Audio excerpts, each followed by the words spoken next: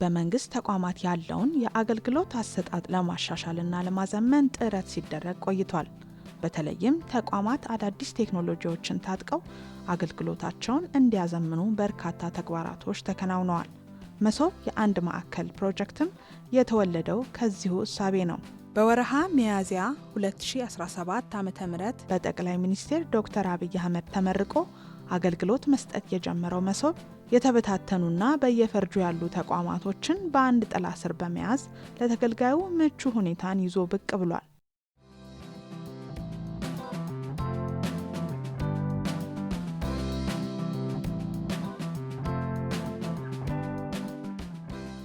አንድ ሰው ለአንድ ሰርቪስ በርካታ ቦታ መጓዝ ሳይጠበቅበት እዚሁ መጥቶ እነዚያን ሰርቪሶች አንድ ቦታ ማግኘት ጥቂት የተሳካላቸው ሀገራት በከፍተኛ ኩራት ከሚናገሩባቸው ሪፎርሞች መካከል እንዲህ ያለው ስራ ነው። ይሄ ለኢትዮጵያ ሕዝብ ትልቅ የምስራች ነው።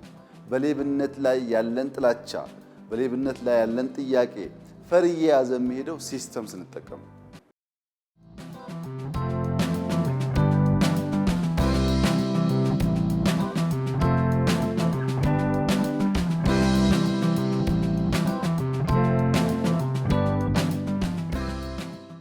በመሶብ አንድ ማዕከል ጥላ ስር ተሰባስበው አገልግሎት ለመስጠት ሀ ብለው ስራቸውን የጀመሩ 12 የመንግስት ተቋማትና 41 አገልግሎቶች ቢሆኑም በቀጣይ አድማሱን እያሰፋ የሚቀጥል ፕሮጀክት ነው።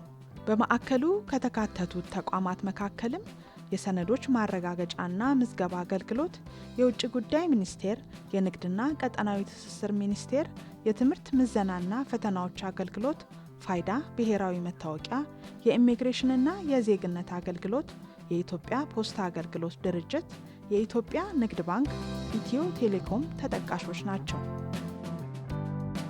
ማዕከሉ በአገልግሎት አሰጣጥ ላይ ይስተዋሉ የነበሩ ችግሮችን በማሻሻልና ከብልሹ አሰራር በማዳን የተሻለ የመንግስት ተቋማት አገልግሎት አሰጣጥ ለመፍጠር የአዲስ ምዕራፍ ጅማሬም እንደሆነ ደንበኞች ይመሰክራሉ።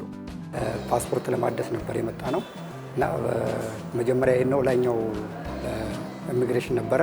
እዛ በጣም ወረፋ ክራውድ ነበር። እዛ ያሉት ሰራተኞች ጥሩ ተባባሪ ስለነበሩ ወደዚህ ጠቆሙን። ወደዚህ መጣን። እውነቱም ከመጣን በኋላ ያገኘ ነው ጥሩ መስተንግዶ ነው። በጣም ደስ የሚል ነው። መጀመሪያ የሄድኩት እንደውም ውጭ ጉዳይ ሚኒስቴር ነበር ድሮ እንደምናደርገው። መረጃውን ካገኘሁ በኋላ ግን እዚህ ስመጣ ሁሉንም አገልግሎቶች እዚህ ያገኘኋቸው። ዶኩመንቱ ውልና ማስረጃ መመለስ ካለበት ተመልሰን ወደዛ የምንሄድበት ፕሮሰስ አቁሞ እዚህ ከግራውንድ ጀምሮ ፈረስ፣ ሰከንድ፣ ሰርድ እያልክ ሁሉንም አንድ አገልግሎት በሞባይል የምትከፍሉን በሞባይል ከፍለ ስካን የምታደርገው ነገርም በሞባይል ስካን አድርጋ አስገብታ ጨርሰ የምትሄድበት መንገድ በጣም ፈጣንና ቀልጣፋ አገልግሎት ነው። ለዚህም ለተደረገልን ይሄንን ማዕከል በመከፈቱ ማመስገን እፈልጋለሁ። እዚህ ሳልመጣ በፊት ጓደኞችን ጠይቄ ነበር። የእነሱን ዶክመንት ከዚህ በፊት አውተንቲኬት ያደረጉት ከዛሬ 2 ዓመት በፊት እነሱን ስጠይቅ በሳምንት 2 ቀን ብቻ ነበር የሚሰሩት ይህን ዶክመንት አውተንቲኬት ለማድረግ እና ዛሬ ራሱ እኔ ስመጣ ምናልባት ከሰሩ ብዬ ነው መጣሁት እንጂ እርግጠኛ ሆኜ አይደለም። ግን እዚህ ከመጣሁ በኋላ ሁሉም ነገር በ2 ሰዓት ውስጥ ነው የጨረስኩት። ማለት የ4 ኪሎ ያለው ሚኒስትር ኤዱኬሽን ሲዛምቼ እዚህ መጥቼ ያለው ነገር በስሙዝ ነው የሄደው ሁሉም ነገር እና በጣም ደስ ይላል እሱ አቀባበል። የደንበኞችን እርካታ ለማስቀደም የሚተጋው ማዕከሉ በሺዎች የሚቆጠሩ ደንበኞችን በማገልገል ላይ ሲሆን የአገልግሎት ተደራሽነትን በማስፋት የጊዜ ብክነትን በመቀነስና የአገልግሎት መስተጓጎልን በመቀነስ አገልግሎት አሰጣጥ ላይ የሚስተዋሉ ችግሮችን በመቅረፍ አሻራውን እያሳረፈ ይገኛል። አገልግሎት አሰጣጥ በጣም ብዙ በልኪ ወረቀት ነበረው። ከአንድ ቢሮ ወደ አንድ ቢሮ የመንገላታት አይነት ነገር ነበረው። አሁን ግን እዚህ ያሉት 12 ተቋማቶች በኢንቴግሬሽን አንድ ላይ ኢንቴግሬት ነው። አንድ ደንበኛ 3-4 አገልግሎት ሲክ ቢያደርግ ከአንዱ መስኮት ወደ አንዱ መስኮት ወረቀት ይዞ መሄድ አይጠበቅበትም።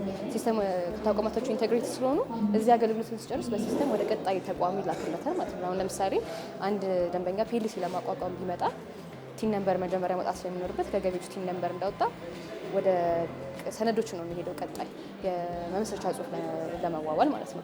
ሶ በዛ መሰረት ቲን ነምበሩ ወደ ውልና ማስረጃ ይላክና ከዛ ከጨረሰ ደግሞ ንግድ ፍቃዱ ለማውጣት ወደ ንግድ ምዝገባ ለማውጣት ንግድና ቀጠናዊ ትስስር እዚህ ስላለ ያ ደግሞ በሲስተም ይላክላቸዋል። ሶ ደንበኛው ወደ አንደኛው መስኮት መሄድ ነው እንጂ የሚጠበቅበት ወረቀት ይዞ ምናምን መንገላታቱ አይኖርም ማለት ነው። ከዛም በተጨማሪ ደግሞ አንድ ማዕከል ውስጥ እነዚህ ስላሉ ቶሎ ጨርሰው ወደ ቀጣይ ቢዝነሳቸው መሄድ ይችላሉ ማለት ነው። በሙከራ ደረጃ የተጀመረው መሶብ የአንድ ማዕከል ፕሮጀክት በቀጣይም በዘርፉ የሚስተዋሉ ክፍተቶችን ለመፍታት በርካታ ተቋማትን የሚይዝ ሲሆን በይበልጥ ከመልካም አስተዳደር አኳያ ለሚነሱ ቅሬታዎች በጉልህ የሚመልስ፣ እንግልትን በማስቀረት ከአላስፈላጊ ወጪና ከብልሹ አሰራር የሚታደግ ሆኖ ተጀምሯል። ይሄ በመከፈቱ በጣም ከነበሩት ብልሹ አሰራሮች በጣም የጸዳ አንደኛ ነገር ይሄ የዶኩመንት አያይዛችን ይሄ ኮፒ አምጣ እንደዚህ ይደረግ ይጻፍ የሚባል ነገር ቀርቶ ሁሉም ኮምፒውተራይዝድ የሆነ አካሄድ ዶኩመንትን ስካን አድርገ ኢቭን ራስም ኦንላይን ገብተ ስካን አድርገ አያይዘ ስህተት ካለም ፊድባክ የሚሰጥበት መንገድ የተፈጠረበት ነው እና ብልሹ አሰራሮችን ሙሉ በሙሉ ይቀርፋል ብዬ አስባለሁ።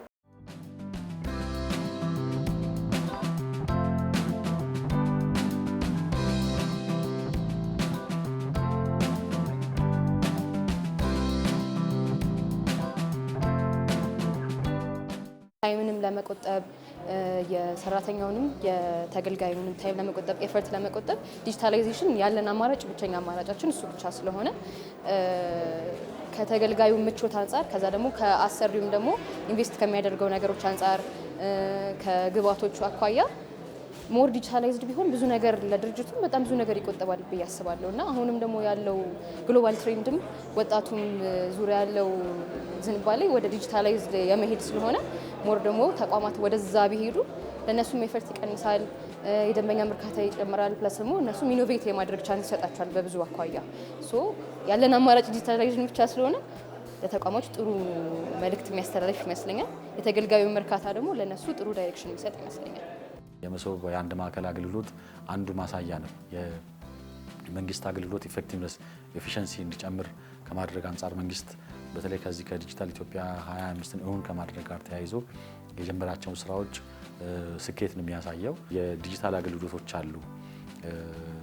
ይሄን የዲጂታል አገልግሎት መጠቀም የማይችል ዲጂታል ሊትረሲ ላይ ድክመት ያለ ሰው ሊኖር ይችላል።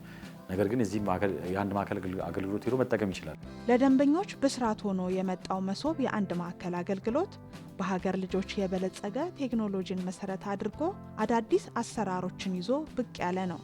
የመንግስት ተቋማት ለዜጎች በሚሰጧቸው አገልግሎቶች ውጤታማ ለማድረግና የዘርፉን የኋላ ቀር አሰራር ለማሻሻል መነቃቃትን የሚፈጥርና ሀገራችን ወደ ቴክኖሎጂ ሽግግር የምታደርገውን ጉዞ የሚያፋጥን በመሆን ለለውጥ ጉልህ ሚና የሚጫወት እንደሆነ ታምኖበታል። ሁሉም የክልል ዋና ዋና ከተሞች እና በርከት ያለ ሰው የሚኖርባቸው ከተሞች እንደዚህ ያለውን ቦታ እና አገልግሎት መስጠት መጀመር አለባቸው። ያ ሲሆን ህዝባችን የሚረካበት፣ ሌብነት የሚጠፋበት፣ ስራ የሚቀላጠፍበት፣ ኢንቨስትመንት በፍጥነት የሚያድግበትን አውድ በኢትዮጵያ ውስጥ መፍጠር ይቻላል ማለት ነው። ማዕከሉ በአካል አገልግሎቱን ፈልገው ለሚመጡ ደንበኞች ጉዳያቸውን ለማቀላጠፍና ለማገዝ በደንበኞች ዘንድ እርካታን እየፈጠረ ብሎም ለክልሎችና ለተለያዩ ተቋማት ጥሩ ተሞክሮ የሚሰጥም ሆኖ ቀጥሏል።